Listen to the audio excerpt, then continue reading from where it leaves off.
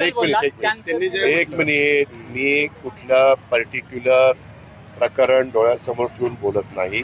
पत्रकार मित्रांनो, काही ठिकाणी तक्रारी आल्यानंतर केस दाखल झाल्यानंतर त्या व्यक्तीला पकडण्याच्या करता पोलीस त्यांचं जो काही जाळं असतं ते लावतात किंवा त्यांच्या परीनं तपास करायला जातात.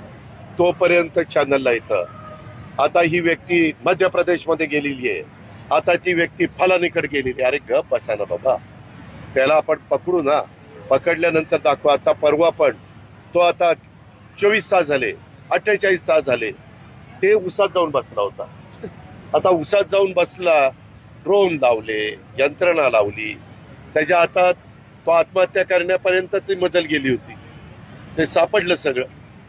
थोडंसं माझं काय म्हणणं आहे, घटना अजिबात घडता कामा नये. ज्या मताशी मी 100% जनतेशी पण सहमत आहे, तुमच्याशी पण सहमत आहे, आणि आमची पण सरकारची तीच भावना आहे. पण कुठं घडलं तर त्याचा तपास तातडीनं लागण्याच्या करता देखील काही गोष्टीचं तारतम्य राज्यकर्त्यांच्या सहित, सत्ताधारी पक्षाच्या सहित सगळ्यांनी ठेवावं एवढीच अपेक्षा. पण पक्षाचे कार्यकर्ते तोडफोड करतात. नाही, ते ऐका ना, हे एकदा ते झालं की एकदा पूर्ण तपास होऊन वस्तुस्थिती पुढे येऊ द्या. हे काही जण जे सार्वजनिक मालमत्तेचं नुकसान करतात त्यांच्यावर कारवाई केली जाणार, त्यांना सोडलं जाणार नाही. जर एखादा आरोपी सापडत नाही म्हणून तुम्ही काही स्वतःच्या घराच्या काचा फोडत बसाल, खुर्च्या तोडत बसाल, तिथं काही स्वतःला फार काही वेगळं दाखवण्याचा प्रयत्न कराल. या संदर्भात मागं कोर्टाने सांगितलेलं आहे, सार्वजनिक मालमत्तेचं नुकसान जर कोणी करत असेल तर ते पक्ष असेल किंवा त्या पक्षाचे कोणी कार्यकर्ते असतील, त्या पक्षाकडनं त्याची सगळी वसुली ती झाली पाहिजे.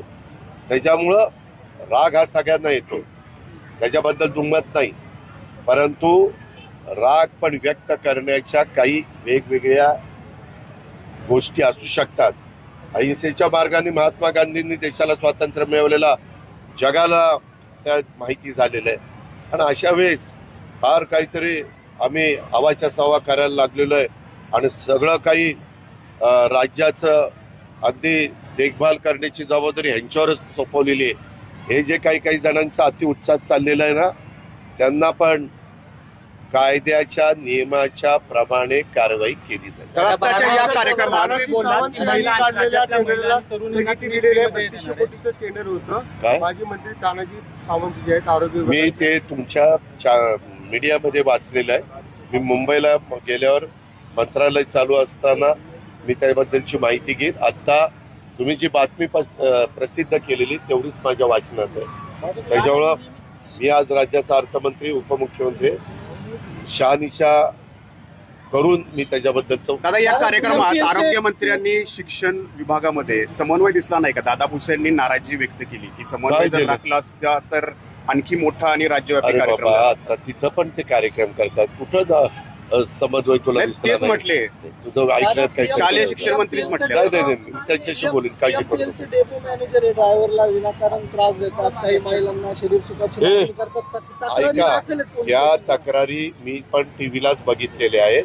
त्याच्याबद्दल पीएमचे जे आयुक्त आहेत त्यांना सूचना देऊन त्याच्यात तथ्य आहे का, जर ज्या महिलांच्या बाबतीत असं घडलेलं असेल तर त्यांनी लेखी तक्रार दिली का, तसं काही केलेलं असेल तर त्याची शहानिशा केली जाईल. त्या बातमींवरून त्याच्या खोलामध्ये गेलं जाईल आणि जे कोणी दोषी असेल त्यांच्यावर कारवाई केली जाईल.